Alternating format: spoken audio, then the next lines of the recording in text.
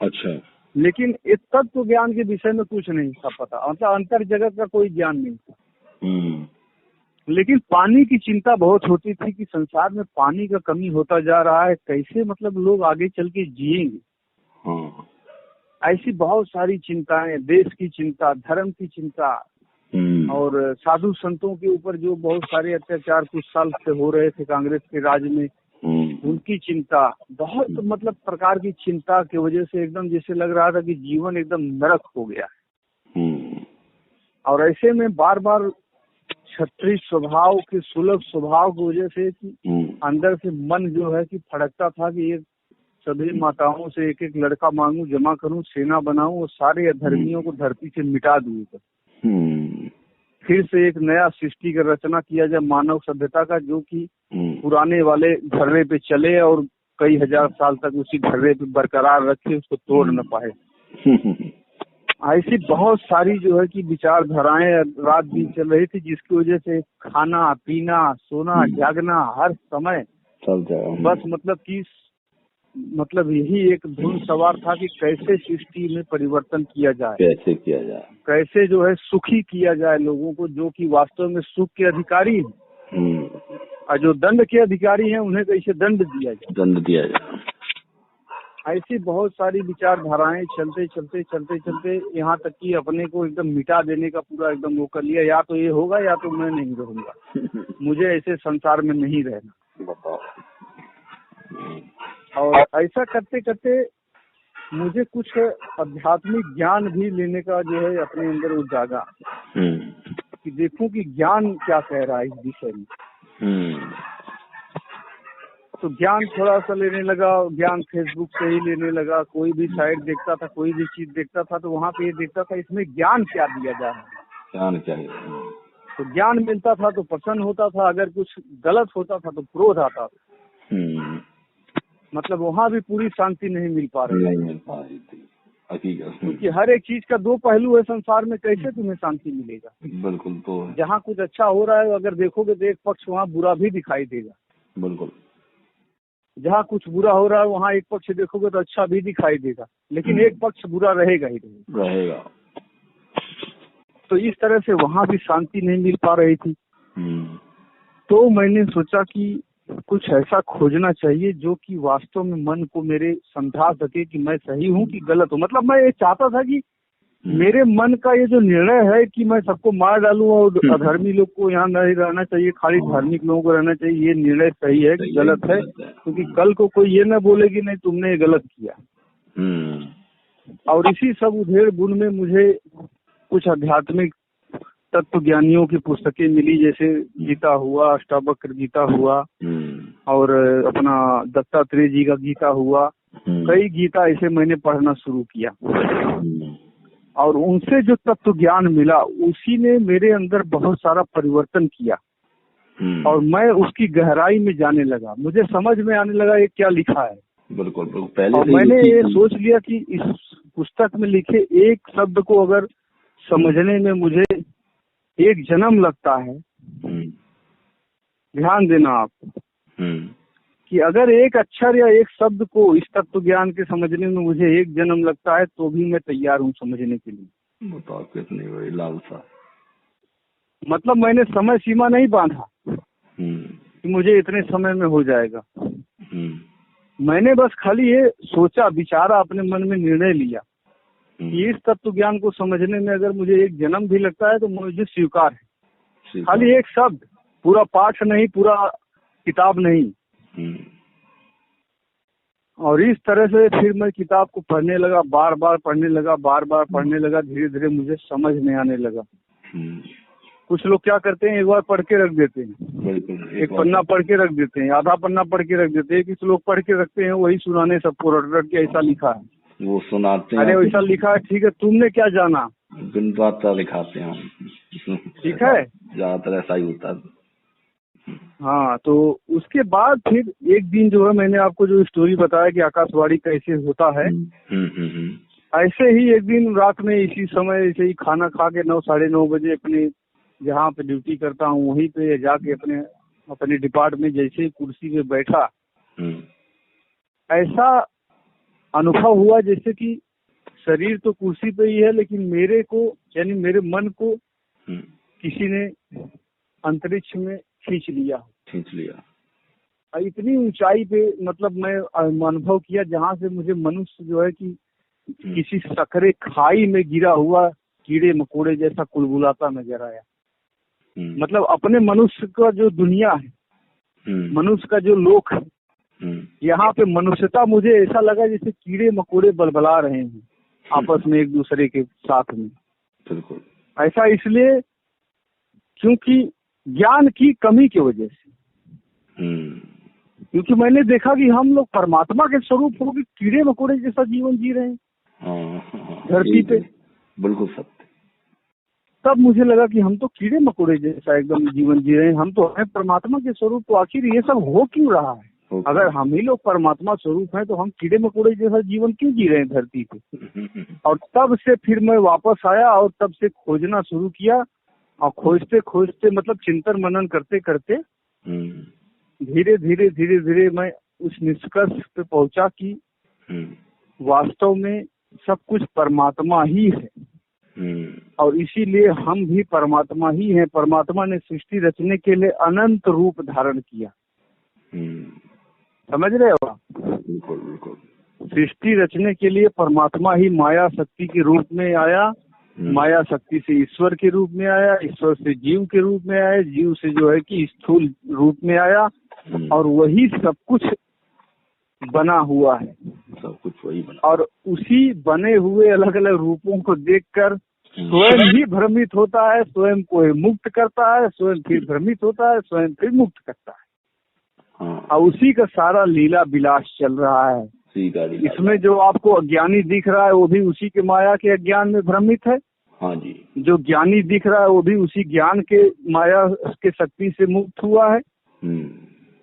मतलब जो ज्ञानी है वो भी वही है, जो अज्ञानी है वो भी वही है कुछ नहीं। इसीलिए उसे ज्ञान अज्ञान से परे कहा गया है कि सब कुछ होकर भी किसी में नहीं है।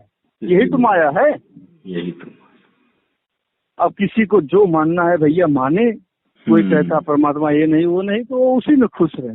नहीं सही नहीं अनुभव किसी कोई कहता परमात्मा सब कुछ है तो वो उसी में खुश रहे। कोई तो ये लेकिन हाँ, लेकिन जब तक अनुभव न हो तब तक झगड़ा करने से क्या फायदा? कोई फायदा नहीं। इसीलिए आपको मैंने बोला ना कि आपको मानो मत कुछ कि हाँ मैंने बता दिया उसने बता दिया, हाँ ठीक है। अब मानना ही है तो ऐसा मानो कि परमात्मा स्वयं आके आपसे बोले कि मैं ही परमात्मा हूँ, और मैं कहता हूँ तुम मेरा मार्ग छोड़ दो, तो बोलो भैया मैं नहीं छोड़ूंगा। हाँ सही बता रहा हूँ। मानना है, अगर किसी मार्ग पे चलना है मानकर कि हाँ मैं इसी को इष्ट मानता हूँ, इसी को परमात्मा मानता हूँ, छोड़ूंगा नहीं इसको, तो फिर साक्षात परमात्मा आ जाए आपके सामने और 1000 प्रकार का सूर्य जैसा जैसे किसी को दर्शन दिया वैसा दर्शन भी दे दे और बोले अपना मार्ग छोड़ दो, तब भी मत छोड़ना। और अगर नकार के चलना चाहते हो तो परमात्मा कितना भी रूप आए तुमको बना के बोले कि नहीं ये रूप मैं हूँ, वो रूप मैं हूँ, मैं ही सब कुछ हूँ, तो भी मत मानना। बोलना नहीं तुमको मैं देख पा रहा हूँ, तुमको मैं जान पा रहा हूँ, इसका मतलब तुम भी परमात्मा नहीं हो। मुझे वो परमात्मा चाहिए जिसको मैं न जान सकूं, जो मेरे को जानता हूँ। और उससे भी आगे की बात कहूँ तो कहना कि मैं उसको परमात्मा मानूंगा जो कि मुझे भी न जानता हो, जिसको मैं जानता न हूँ। मतलब कोई न बचे मेरे सिवा, वो परमात्मा। अब मेरे कहने का अर्थ है अहंकार नहीं, मेरे कहने का अर्थ यहाँ पे उस परमात्मा से है जिसके सिवा कुछ नहीं बचता। मतलब नकार की दृष्टि से भी जब चलोगे ना, कहोगे धरती परमात्मा नहीं, जल परमात्मा नहीं, अग्नि परमात्मा नहीं, ऐसा खोजते जब जाओगे तो पता चलेगा कि वास्तव में कहीं पे कोई परमात्मा नहीं, सब कुछ तुम ही तुम हो। बात करते जाओगे तो फिर तुम ही तुम हो, वही रह जाता है। जिससे तो बात कर रहा है, जो बात करने वाला है वो भी तो वाद होगा, उसका तो वाद है नहीं, वो तो अबाधित है। वही बस, वो तो भाई ये जो मैं जो बात कर रहा है, यही मैं जो वास्तविक मैं से जब बात कर लेगा अपने आप को, नहीं, इसका बाद होता है, जो मैं करता है ना, इसका भी बाद होता है, लेकिन कब? जब इसे पता चल जाता है कि अब मेरे पास कुछ मैं करने के लिए नहीं रह गया, मेरा करने के लिए, तो मैं भी कहाँ रह गया? फिर तो वही रह गया। बताओ। नहीं, या तो मैं रहेगा आपके पास, जब तक आपके पास मेरा कहने के लिए रहता है, तभी तक मैं का अस्तित्व रहता है। हाँ जी। जब तक मेरा रहेगा तभी ना मैं कहेगा कि मेरा है, ये मैं नहीं हूँ। ऐसे मैं नहीं हूँ, मेरा नहीं हूँ करते करते जब मैं भी नहीं रह जाता है कहने के लिए कि मैं हूँ, बस इतना ही रह जाता है कि मैं हूँ, मेरा कुछ नहीं है। मैं हूँ का महसूस होना, मैं हूँ। हाँ, और जब इस मैं हूँ का भी बोझ जो है खत्म हो जाए, जब पूरी तरह खाली होश रह जाए कि हूँ, मैं भी खत्म हो जाए, जब हूँ खाली बच जाए, या जब शब्द रूप में कुछ भी कहने के लिए न रह जाए, तब उसका अर्थ होता है वही परमात्मा, शुद्ध चैतन्य आत्मा। अरे मैं आपको असली और बताऊं, अनुभव से जो अनुभव हुआ है उस दृष्टि से, तो अनुभव जब होता है आनंद का, परमानंद का, तो उस समय हूँ मैं कुछ नहीं रहता। तुम्हारे पास वो बुद्धि रहेगी ही नहीं कि तुम हूँ या मैं बोलो। हाँ, वो तो रहेगी। मतलब तुम्हारी वो चेतना जो होती है ना, परम आनंद की जो चेतना है, चेतन है, वो तुम्हारे मन, बुद्धि, इंद्रियों, अहंकार के ऊपर ऐसा छा जाएगा कि ये लोग अपना सारा काम धंधा एकदम बंद कर देंगे। अच्छा।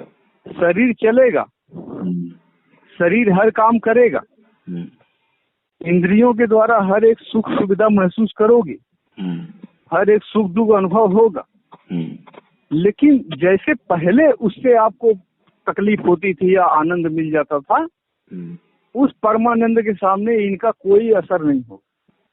अच्छा, उस परमानंद, मतलब सारी दुनिया एक साइड में अगर आपके नाम लेके गाली दे रही हो, तब भी आपको सुनाई ही नहीं देगा।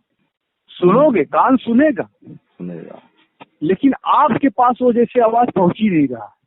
इतना आनंद में आदमी रहता है, इतनी मस्ती रहती है, इतनी मस्ती रहती है, खुमारी रहती है कि वो जो आनंद में, परमानंद में डूबा रहता है। हाँ, इसीलिए मैंने बोला ना कि जो गुड़ नहीं खाया है उसके चिल्लाने से कुछ नहीं होता, जो खाया है वो जानता है कि क्या चीज है वो। तो इसीलिए उसमें ही तो स्थित, वो उसमें स्थित अगर इंसान आदमी हो जाए परमानंद में, तो फिर उसको तुच्छ जो भोग हैं, भोग विलास जिसको विषय हैं, उसमें फिर उसको आनंद नहीं आएगा। अरे आप ही बताओ, अगर आपको अपने घर में गड़ा हुआ धन मिल जाए, तो आप जो है कि आस पड़ोस में गिरे हुए चंद जो है कि खोटे सिक्कों को क्यों बटोरते रहोगे? बिल्कुल नहीं जाएंगे, हैं? बिल्कुल। खोटे सिक्कों छोड़ो, असली सिक्का भी मिले तो क्यों उठाओगे? नहीं उठाएंगे। 4 लोग देखेंगे तो बोलेंगे देखो मेरा सिक्का गिरा था, उठा रहा है। नहीं भी होगा उनका तो भी कलंक लगा देंगे। बिल्कुल लगा देंगे। और आपकी मूर्खता भी होगी, अपने आप आत्मा भी धिक्कारेगी कि देखो इसको बड़ा धन दे दिया, फिर भी ये घूम घूम के चिल्लर बटोर रहा है। हाँ जी, ये तो इस तरह से कहा गया कि जब आपको अपने अंदर ही अपने स्वरूप परमात्मा का बोध हो गया, अब कहाँ बाहर खोज रहे हो परमात्मा को? अंदर वाले को ही सब कुछ मान के पूजो ना। उसको ही पूजो। ऐसे ही भक्त लोगों को ज्ञानी लोग समझा समझा के थक गए, समझे? बोले कि देखो मंदिर में जो सारा क्रियाकर्म कर रहे हैं वही अपने शरीर के साथ करो, वही अपने अंदर। लेकिन क्या है, वो इतने निचले स्तर पर बैठे हैं ना, वो इतने नीचे के स्तर पे बैठे हैं कि 8वें महले से चिल्ला चिल्ला के ज्ञानी जो है थक जा रहे हैं, ग्राउंड फ्लोर पे बात पहुंची नहीं रही है। और आके अगर वो पहले दूसरे महले पे ग्राउंड फ्लोर पे बताते हैं तो डंडा लेके दौड़ा लेते हैं, भागो यहाँ से, आए हो तुम बड़का ज्ञानी बनने। ऐसे हमको समझाना भी हमारी वो है, बहुत बड़ी वो है, गलती है। क्योंकि ऐसे को समझाते रहोगे तो फिर मतलब कुछ निकलेगा नहीं।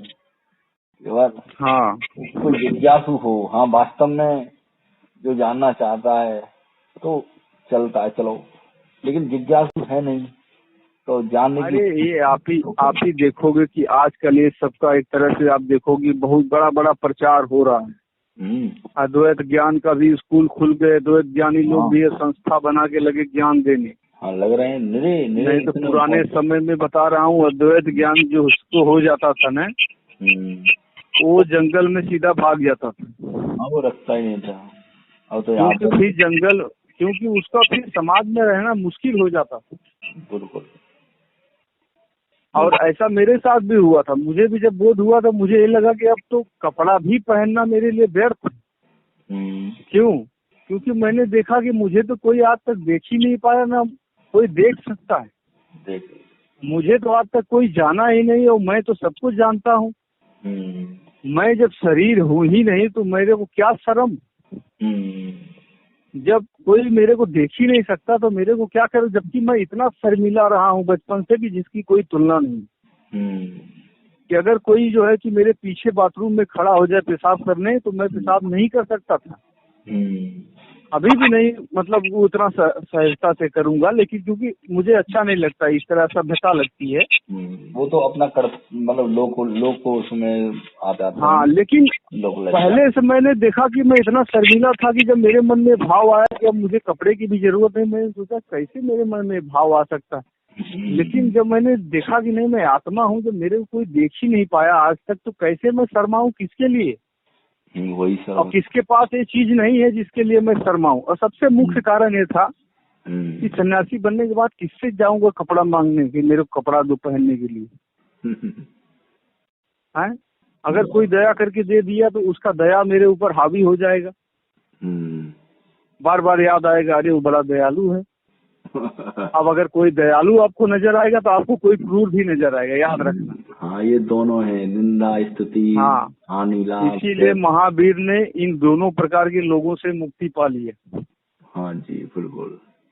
उन्होंने कपड़ा इसलिए नहीं त्यागा कि वो जो है कि कुछ अलग दिखना चाहते थे दुनिया को। बिल्कुल बिल्कुल, वो अपने उन्होंने इसलिए त्यागा क्योंकि वो जानते थे कि अगर किसी से लूंगा तो अच्छा नजर आएगा, और कोई नहीं दिया तो बुरा नहीं, तो मैं भले उसको बुरा न बोलूं, समाज जरूर चार गाली उसको देगा। मारो आया था साधु, इसके द्वारे कुछ नहीं दिया उसको। इसीलिए उन्होंने क्या किया, भैया मैं कहाँ जंगल में जाऊंगा खोजने कपड़ा लत्ता।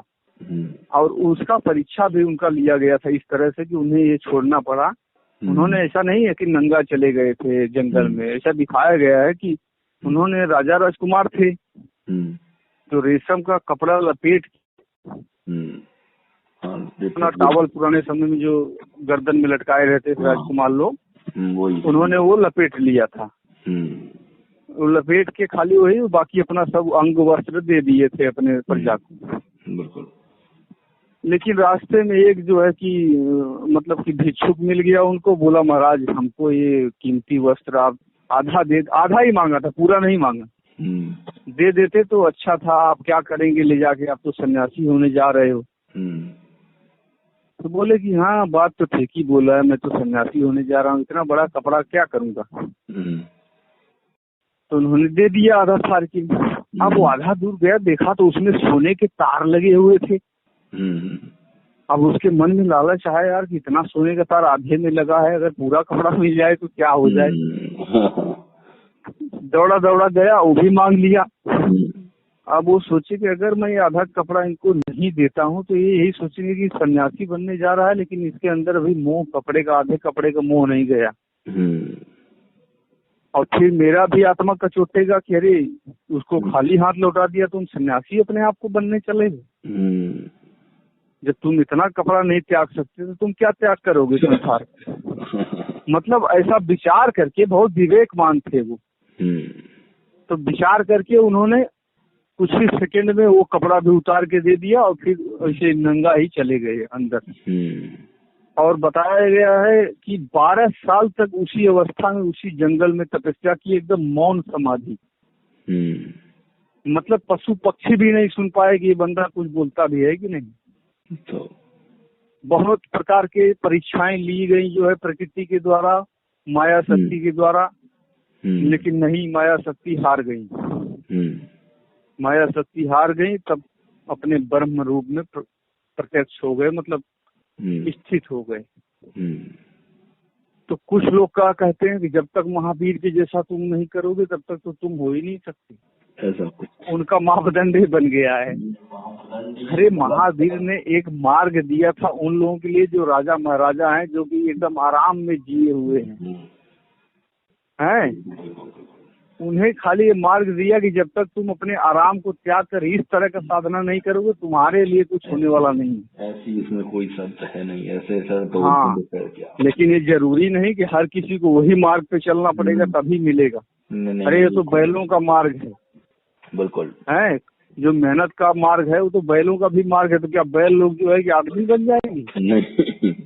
नहीं। है, अभी आप बताओ कि कोल्हू का बैल बेचारा जो है दिन भर कोल्हू में पेरा जाता है।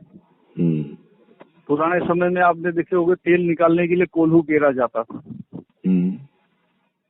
दिन भर कोल्हू का बैल बेचारा चलता था, आंख पे उसके पट्टी बांध देते थे और घंटी लगा देते थे और हाँक देते, तो बेचारा किसी के न रहने पे भी दिन भर चलता रहता। अब बताओ कि इसी तरह का पहुंचता था कहीं पे हो? नहीं, वो बैल कहीं पहुंचा आज तक? वही तक वही गया, कहीं नहीं पहुंचा। ऐसे ही धरती भी अपने धुरी पे घूम रही है, कहीं नहीं पहुंची आज तक। नहीं पहुंची। ऐसे ही सूर्य का चक्कर भी वो लगा रही है, न सूर्य कहीं पहुंचा न धरती कहीं पहुंची। बिल्कुल, ये कई जगह पे पड़े हुए हैं। बिल्कुल। और लोग कहते हैं सब घूम रहा है। अरे वो सब घूम रहा है, पहुंचा कहाँ? तुम भी तो बहुत घूम रहे हो कई जन्म से, कहाँ पहुंचे? उसी औरत की योनि से निकले हो, फिर उसी औरत की योनि से निकलोगे कुछ दिन बाद। कहाँ पहुंचे? उसी में आ सकते हैं सब। कहीं नहीं पहुंचे अभी तक, वही घूम रहे हो, अनंत जन्मों से घूम रहे हो। एक जन्म की बात नहीं कर रहा हूँ। बिल्कुल। अरे मैंने यहाँ तक जाके देखा कि ऐसा कोई योनि नहीं बचा है आज तक, जो पहले था, जो आज है, जो आगे होगा, जिसमें तुम नहीं रहे हो। जो लोग अहंकार करते हैं ना, अरे मैं तो मनुष्य हूँ, मैं तो ये हूँ, मैं तो वो हूँ, ऐसा कोई योनि नहीं रहा जिसमें हम नहीं रहे। और गहराई से बताऊं तो हर योनि में तुम ही तुम हो। अभी भी भूतकाल में जो योनियां थी उसमें सब में तुम रह चुके हो। वर्तमान में जो है अभी आंखों से दिखती, उसमें भी तुम ही नाच रहे हो, रो रहे हो, गा रहे हो। जो आगे होगी उस सब में भी तुम ही। अब लेकिन चूंकि तुम्हारा अहंकार अभी सीमित है, तुम अपने देह को ही अपना रूप मानते हो, देह के सुख को ही सुख मानते हो, देह के दुख को ही दुख मानते हो। इसीलिए लगता है कि अरे सब मेरा अलग है, उसका अलग है, उसका अलग है। और कुछ हद तक ये ठीक भी है, व्यवहारिक जगत में अच्छा भी लगता है, व्यवहारिक जगत में होता है। हाँ, लेकिन इसका मतलब ये नहीं कि तुम सच्चाई जान गए हो। सब नहीं, सच्चाई नहीं, ये खाली आपकी सच्चाई है व्यक्तिगत व्यवहार। सार्वभौमिक सच्चाई ये है कि हर रूप में तुम ही रो रहे हो, हर रूप में कहीं अगर कोई हंस रहा है तुम ही हंस रहे हो, हर रूप में कहीं कोई कष्ट पा रहा है तुम ही पा रहे हो। इस दृष्टि से जब देखना शुरू करोगे तब जाके वो व्यापक दृष्टि प्राप्त होगी जो कहेगी कि हम ब्रह्मास्मि। बहुत। अब इतना जो है कि किसी को न समझ में आए तो उसके लिए अब क्या कर सकते हैं। वो तो कोई कहेगा परमात्मा यहाँ नहीं रहता, परमात्मा। अब बताओ, नाम तो तुम लिखते हो तत्वदर्शी। हाँ, सत्य प्रिय। सत्य प्रिय क्या बात है, नाम लिखा है हमारे उस मित्र ने, तत्वदर्शी सत्य प्रिय। हाँ जी। और इसीलिए हमने सोचा यार चलो बड़ा अच्छा ज्ञानी होगा, तत्वदर्शी सत्य प्रिय नाम लिखा है, ये समझ के तो हमने उसको ऐड किया था।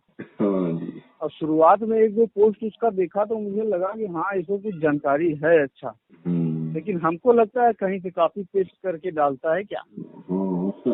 हो सकता है ऐसा। और ऐसे लोगों को जब बोलो ना फोन करके बात करो तो नहीं करते, क्योंकि पकड़ा जाएंगे, खुल जाएगा। हाँ, पता चल जाएगा। अरे तुमको डर नहीं है तो सामने फोन करके बात करो ना।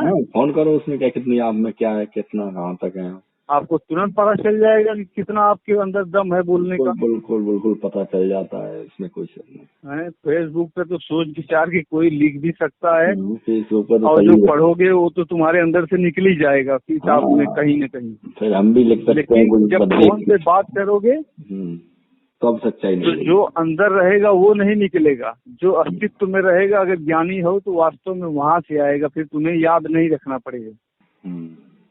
अभी आप खुद अनुभव कर रहे हैं कि मैं जो कुछ बोल रहा हूँ आपको लगता है कि मैं सोच सोच के बोल रहा हूँ, मैं जो है कहीं रखा हूँ स्टोर करके वहाँ से निकाल के बोल रहा हूँ, पढ़ के बोल रहा हूँ। मेरे अभी आप बताओ ऐसा कोई या, लेकिन मेरे को ऐसा ज्ञान ही आप जैसा जो आप बोल रहे हैं ऐसा मेरे को अभी तक, एक थे हमारे महापुरुष, वो अब नहीं है इस दुनिया में, परंतु उनसे भी अच्छा बेटर समझा रहे हैं और मतलब जो अच्छा बहुत अच्छा बोल रहे हैं, बहुत ही काबिल तारीफ है वास्तव में। देखो, आप जो है कभी भी अगर कोई कुछ समझा रहा है हाँ, तो उसकी जो महिमा है उससे ज्यादा महिमा अपनी समझना चाहिए जो समझ रहा है।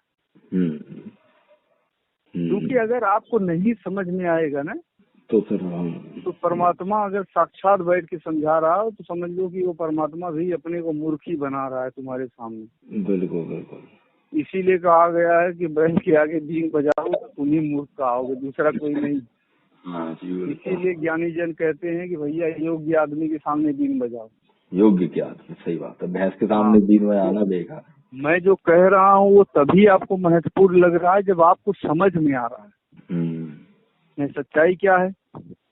अभी मैं आपको समझ में नहीं आता तो मैं ये सब जो बता रहा हूँ आपको लगता है यार ये तो बहुत पका दिया, 1.5-2 घंटा से पका रहा है। चलो यार तुम रखो, ऐसा करो कि बाद में बात करते हैं। क्या है, सर के ऊपर से चला जाता है।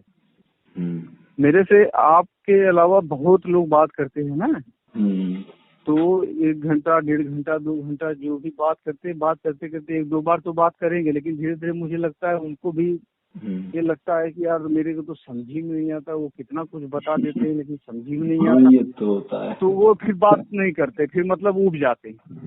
ऊब जाता तो असल में क्या है कि इन लोगों को वास्तव में तत्व ज्ञान से मतलब नहीं है, इन लोगों को खाली आपका अनुभव सुनना रहता है। अनुभव सुन लेते हैं, उसके बाद इनका प्यास मिट जाता है। बस। क्योंकि देखो जब तक कोई चमत्कार के लोभ में बैठा है कि मेरे साथ भी चमत्कार होगा, तब तक तुम्हें वास्तव में कभी चमत्कार हो ही नहीं सकता। जब आप किसी चीज की आशा में नहीं होते हो तभी आपको कोई चीज मिलता है। प्रकृति का ये नियम है। बिल्कुल यही नियम है प्रकृति का, सत्य वचन। ये तो मैंने महसूस खुद कहा गया है ना कि आशा जहाँ वहाँ से निराशा लगता है। सही बात है। इसीलिए गीता में कहा ना कृष्ण जी ने अर्जुन से कि देखो भाई कर्म तुम्हारे हाथ में, मतलब आशा तो तुम कर सकते हो, लेकिन आशा के हिसाब से तुम्हें जो है कि मतलब परिभाषा भी मिलेगा, वो समस्या तुम्हारी है, परमात्मा या प्रकृति की नहीं। परमात्मा प्रकृति वही देंगे जो तुम्हारा कर्म हुआ उसी के अनुसार। वो भी कब देंगे, जब वो पकेगा फल तक। तुम इच्छा मत रखो। मतलब प्रकृति में जो बीज आपने बोया है वो जो है कि अंकुरित होगा। अंकुरित कब होगा? अब देखो लोग समझते नहीं कि कोई भी चीज अंकुरित कैसे होता है। साधारण सी बात है कि अगर किसी बंजर जमीन में आपने बीज बो दिया तो क्या अंकुरित होगा? नहीं होगा।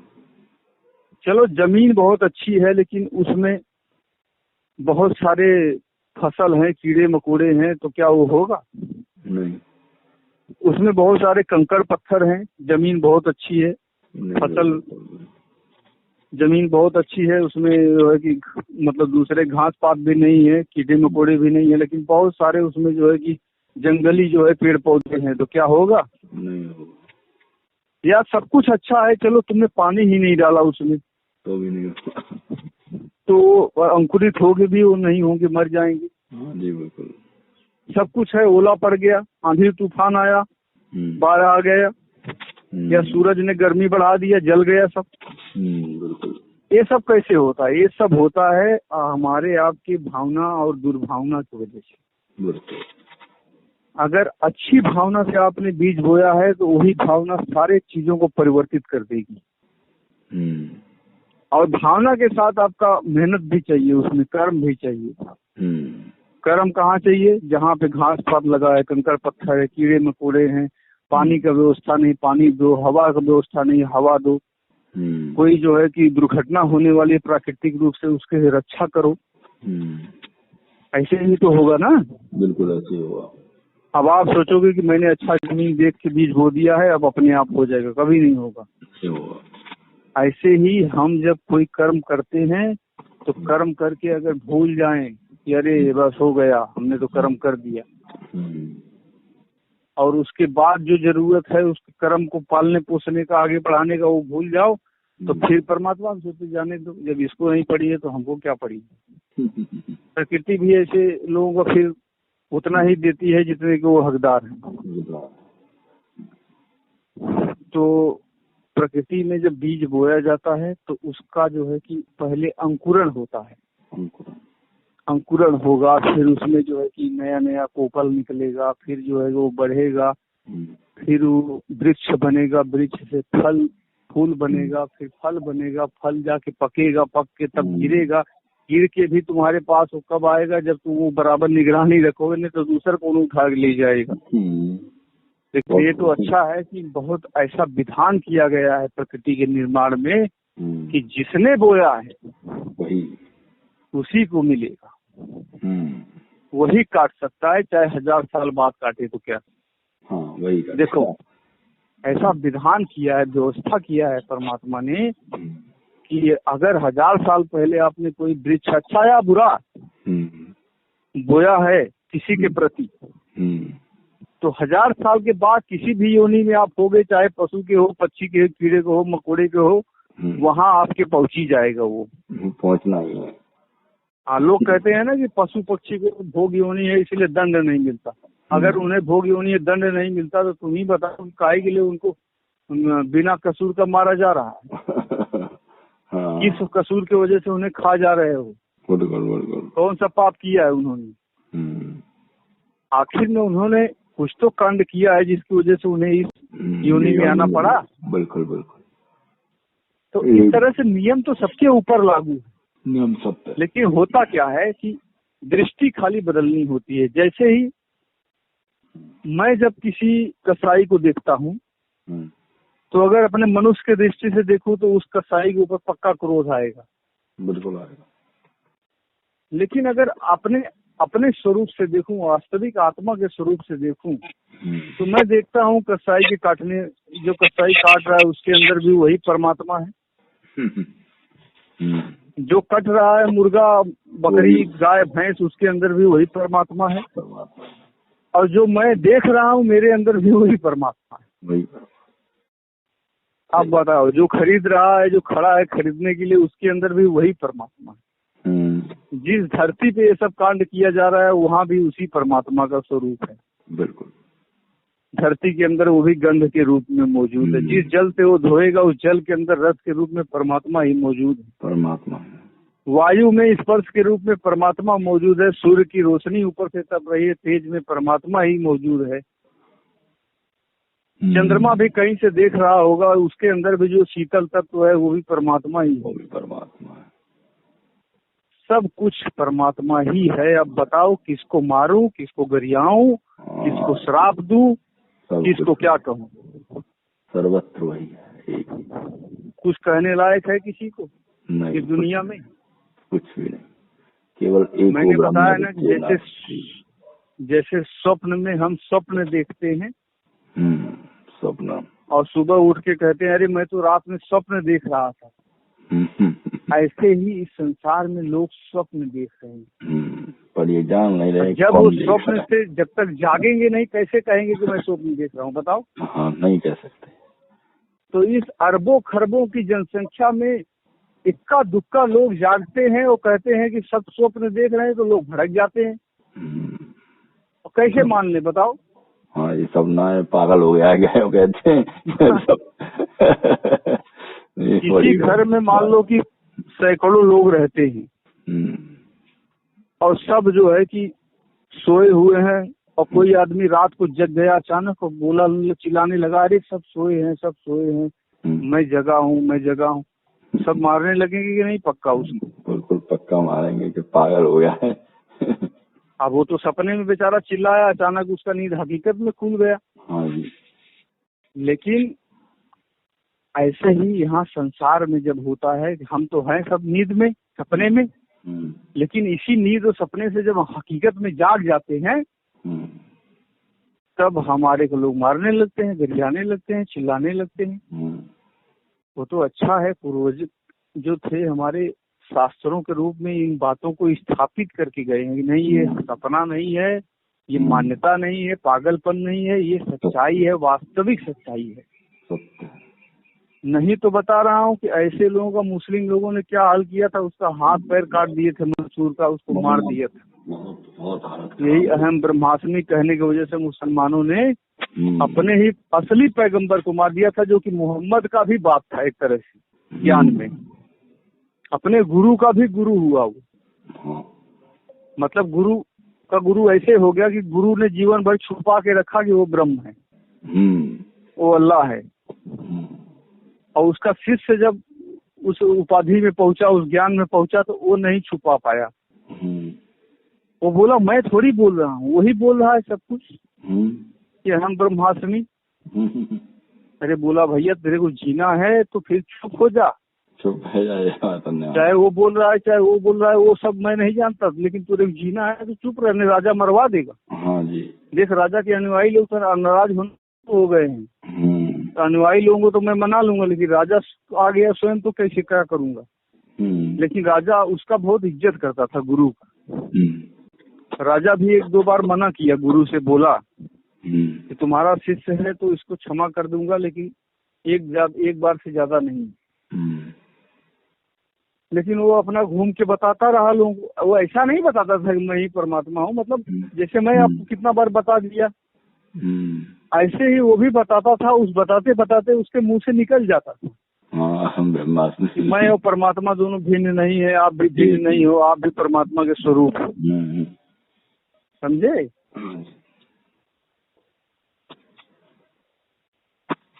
हेलो। हाँ हेलो। हाँ बोल। हेलो हेलो बोलो। हेलो। हाँ जी बोलो, सुनाई दे रहा है। हेलो।